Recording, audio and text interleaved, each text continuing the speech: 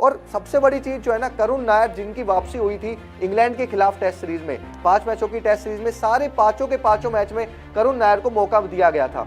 तो करुण नायर की जो है नंबर 3 के लिए हम सोच रहे थे करुण नायर रहेंगे, लेकिन करुण नायर को इंग्लैंड सीरीज के बाद तुरंत ड्रॉप कर दिया गया। वेस्टइंडीज के खिलाफ जो 2 मैचों की सीरीज हमने खेली थी, इसमें भी उन्हें जो है ड्रॉप रहे वो।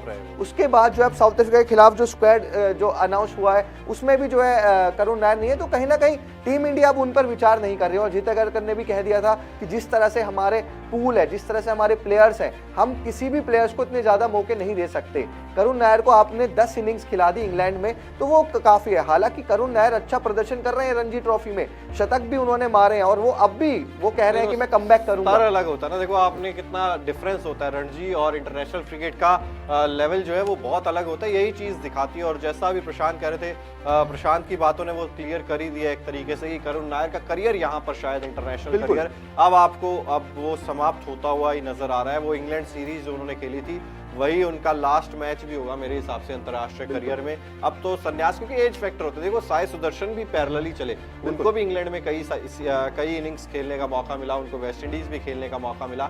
लेकिन क्यों हम साई सुदर्शन को लंबा रन लेते हुए देख रहे हैं और करुण नायर को हम ड्रॉप होता हुआ देख रहे हैं? वो एज फैक्टर कहीं ना कहीं आता है। करुण नायर अब उनका पीक आए, आप उनको इंटरनेशनल क्रिकेट में ग्रूम करो, ऐसा हम नहीं कर सकते ना, जिस वजह से आपको साई सुदर्शन को ही अब आप देखोगे कि उन्हें ग्रूम किया जा रहा है, उन्हें नंबर 3 के लिए तैयार किया जा रहा है। और करुण नायर से टीम अब बहुत आगे बढ़ चुकी है। ये सिलेक्शन भी इस चीज का प्रमाण, इस चीज की गवाही दे रहा है कि करुण नायर का इंटरनेशनल करियर यहाँ पर खत्म हो चुका है। बिल्कुल, ये पूरी तरह से क्लियर है, क्योंकि करुण नायर अब चाहे कितना फर्स्ट क्लास में अच्छा करें, रणजी में अच्छा करें, तो अब जो है ना उनको थैंक यू सो मच वहीं कर देंगे कि भाई आपने बहुत अच्छा किया, रणजी में आप अच्छा खेले, आपने अपनी टीम को रणजी चैंपियन बना दिया, आपने इतने शतक बनाए, आपके फर्स्ट क्लास क्रिकेट में इतने शानदार आंकड़े हैं, लेकिन thank you, tata bye bye Karun Nair, अब आपकी टीम इंडिया में जगह नहीं बनती। तो वही चीजें होंगी, क्योंकि करुण नायर नो डाउट, अगर मान के चलिए आप फर्स्ट क्लास क्रिकेट में अच्छा कर रहे हैं तो इसका कोई मतलब ये ऐसा प्रमाण नहीं है या फिर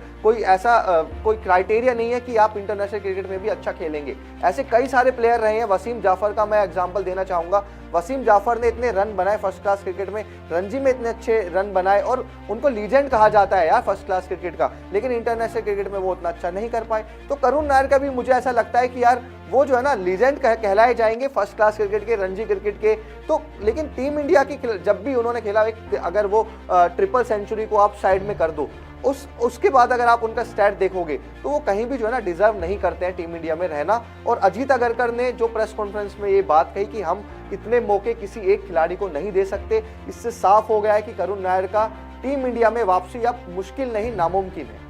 और है ना, आपको क्या लगता है? क्योंकि करुण नायर की तो यहाँ पर हो ही गया। अब जो पास्ट हम कह रहे हैं ना, पास्ट ही हो गए, बिल्कुल, तो वो तो पास्ट हो ही गए यार। मुझे भी नहीं लगता कि अब उनकी वापसी होगी। क्रिकेट की हर बड़ी खबर, हर बड़े अपडेट और लाइव डिस्कशन के लिए जुड़िए मेरे साथ सिर्फ India TV cricket YouTube channel पर।